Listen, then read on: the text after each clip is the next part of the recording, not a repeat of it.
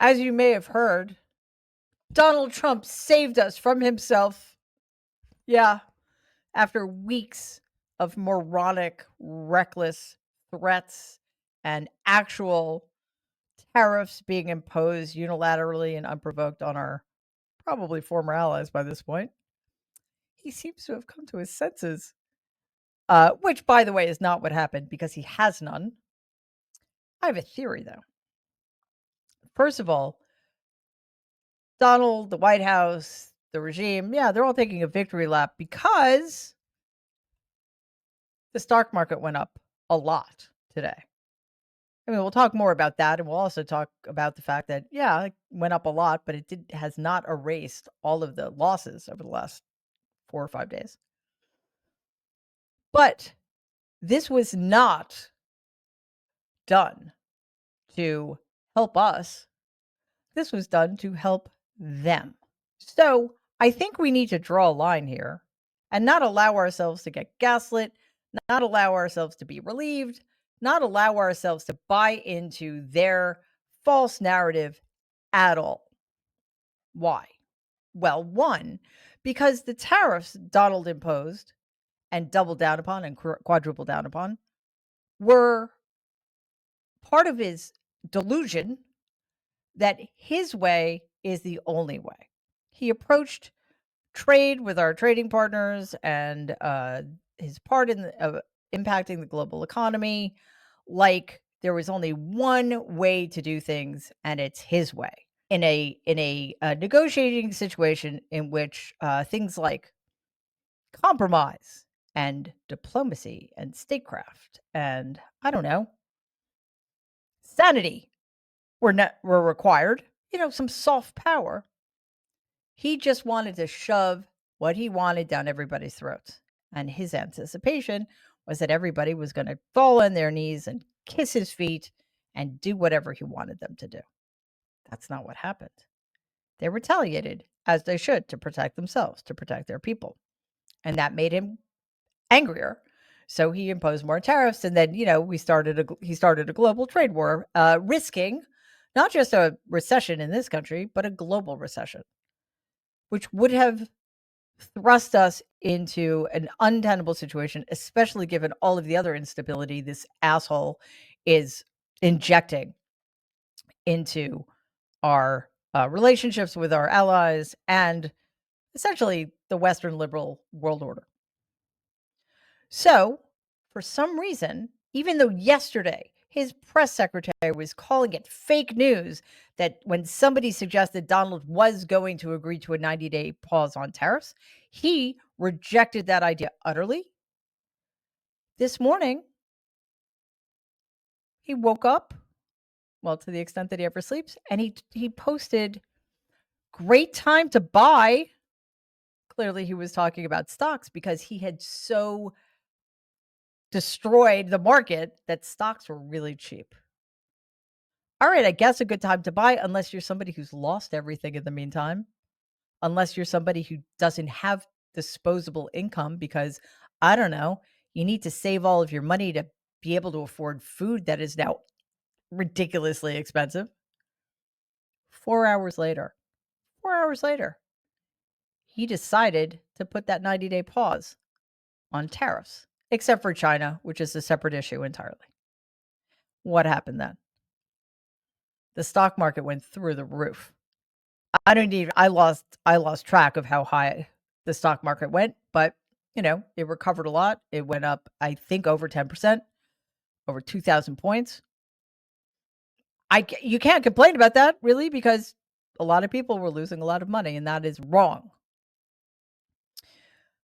But why? Did Donald suddenly become a savant about trade or macroeconomics or the global economy? No, he's an idiot. However, he does know a thing or two about market manipulation. He knows a thing or two about insider trading. He may have forgotten that this would be a good opportunity, and maybe somebody got in his ear and said, "Hey, everything you're doing is fabulous. These tariffs are working like a charm. But if you want to make a killing, now would be a really good time after you told everybody now is a good time to buy to make sure all of those really cheap stocks you acquired go through the roof. And you can do that if you call for a 90-day pause on the tariffs. And that's what he did. Now, you could say, well, wait, no, the market's going back up. That's good, right? Sure. But do we get to erase the last 2 months of his threats and the imposition of tariffs that had real impact on how people made decisions? People panicked. People probably sold things they should have held on to. People made decisions they would not otherwise have made. Businesses made decisions they would not otherwise have made. Prices went up. You have big businesses that most likely have been stocking up on inventory because they were so deeply concerned that because of these tariffs, prices were going to go through the roof. And either it was going to cut into their profits or they were going to pass those prices on to their customers who may not be able to afford them anymore. So now you're going to have businesses that have massive amounts of inventory that they may not be able to sell. And again, the panic, the stress, people probably lost their jobs. People probably sold stocks based on the concern that those stocks would continue to lose value. And we were told, right? We were told, nope, these tariffs are permanent. This is the new world order. This is the new golden age of America. Think about all of the decisions people made based upon this gross manipulation of our economy and people's trust. Even with Donald's, whether it's insider trading, stock manipulation, whatever it is, it's illegal. That's what it is. Yes, there were gains today. We did recover some of the losses, but our economy is still in very bad shape. Overall, markets are still reeling from last week's quote unquote Liberation Day tariff shock. The S&P 500 had dropped 12% over 4 days and still remains down 3.8%, with just 40 of 500 stocks posting gains. Year to date, the Dow is down 4.6%. The S&P 500 is off 7.2% and the Nasdaq has dropped 11.3%.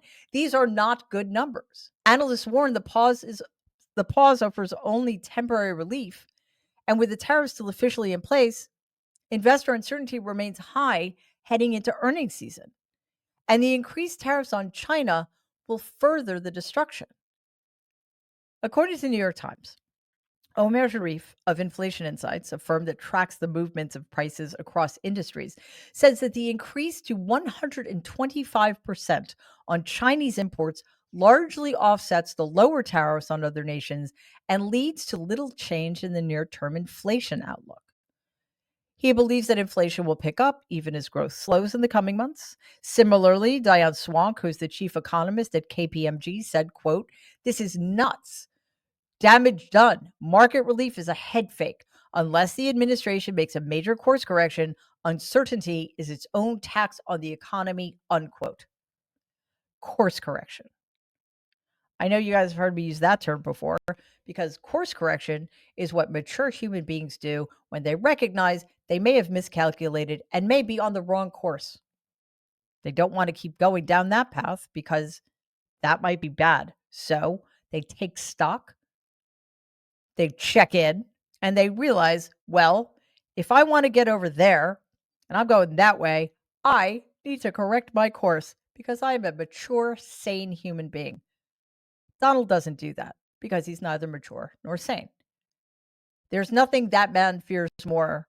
Well, he fears humiliation most, but one of the things he most fears is being wrong. And if you want to course correct, you kind of have to admit that you were wrong, and he will never do that, which is why this morning took so many people by surprise when he changed his mind on tariffs. Of course, he'll spin it in a particular way, but I'm telling you, it wasn't about admitting it was wrong. It was about somebody telling him that he could use this moment to make a fortune illegally, but whatever. He's Donald. That's cool. And who's going to stop him? Because, of course, what is he going to say if it ever came to this, which it won't? It was an official act